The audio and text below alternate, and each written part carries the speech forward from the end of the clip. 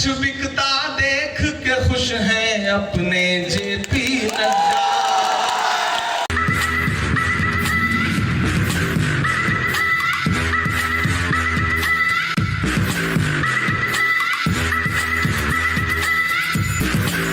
के धोबी तालाब स्टेडियम में कांग्रेस पार्टी द्वारा आयोजित भारत जोड़ो बुनकर सम्मेलन का कार्यक्रम आयोजन किया गया था।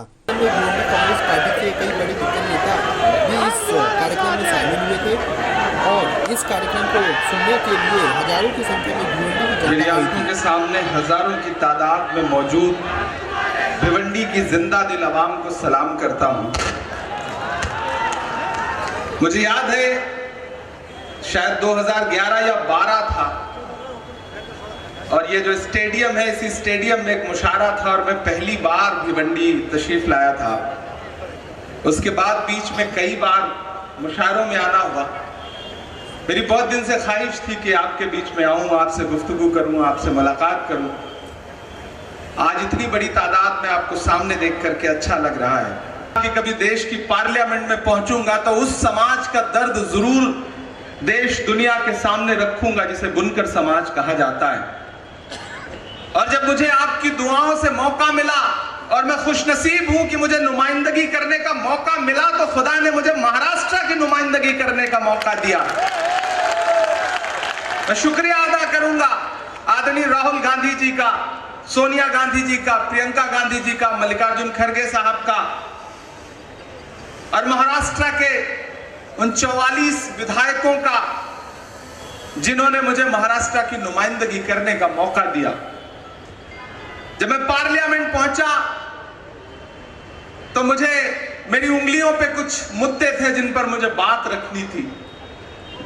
उसमें एक बहुत अहम मुद्दा था कि मुझे नजीब की मां के आंसुओं का दर्द यूनिवर्सिटी से जोड़ करके पार्लियामेंट में बोलना था। मुझे अलीगढ़ यूनिवर्सिटी में पुलिस की जारी की गई लाठियों के खिलाफ बोलना था। जामिया यूनिवर्सिटी में लाइब्रेरी में छोड़ी गई आंसू गैस के खिलाफ बोलना था। और उसके बाद मुझे लगा कि मुझे सबसे जरूरी बात है जिसके लिए बोलना है वो है बुनकरों का मुद्दा। मैंने रशीद ताहिर साहब से बात की और मैंने उनसे कहा कि मुझे भिवंडी का जो बुनकर उद्योग है उसके बारे में कुछ बताइए, मुझे सुनना है। उन्होंने मुझे ब्रीफ किया। मैंने कुछ और साथियों से बात की और फिर मैंने फैसला किया कि मैंने पार्लियामेंट में आवाज उठा दी। महज आवाज उठाने भर से काम नहीं होगा, मुझे पूरे हिंदुस्तान के हर उस शहर में जाना है जहां बुनकर भाई रहते हैं। कोई उनकी बात सुनने के लिए तैयार नहीं है। तो बतौर माइनॉरिटी डिपार्टमेंट के अध्यक्ष के मैंने फैसला किया कि मैं पूरे हिंदुस्तान में जाऊंगा और वो तमाम शहर जहां बुनकर रहते हैं वहां पर भारत जोड़ो बुनकर सम्मेलन करूंगा। हमने शुरुआत की बोकारो से। यहां झारखंड प्रदेश कांग्रेस कमेटी अल्पसंख्यक विभाग के अध्यक्ष मंजूर अंसारी साहब बैठे हैं। बुनकरों के बड़े नेता और झारखंड में मुसलसल काम कर रहे अनवार अंसारी साहब बैठे हैं। मैंने इनसे कहा कि मुझे एक बुनकर सम्मेलन करना है, तो इन्होंने कहा आइए हम बोकारो में करते हैं, रांची में करते हैं। हमने वहां से शुरुआत की। फिर हमने मालेगांव के साथियों से बात की। हमने कहा कि मुझे मालेगांव में आना है और बुनकर भाइयों से बात करनी है। आज भिवंडी में आपके बीच में खड़ा हूं। मैं आपसे यह कहना चाहता हूं, चौकीदार कहां सोया है, चौकीदार कहां सोया है, चौकीदार कहां सोया है, चौकीदार। पेट्रोल और डीजल की कीमत रही सैकड़ा मार, कहां सोया है चौकीदार, कहां सोया है चौकीदार। के गैस सिलेंडर की कीमत भी 1000 के पार, कहां सोया है चौकीदार, कहां सोया है चौकीदार।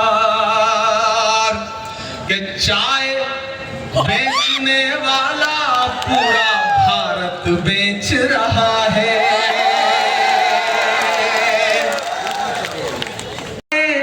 भारत की सिपाही है मेरी लाल दीवारें, देखा गया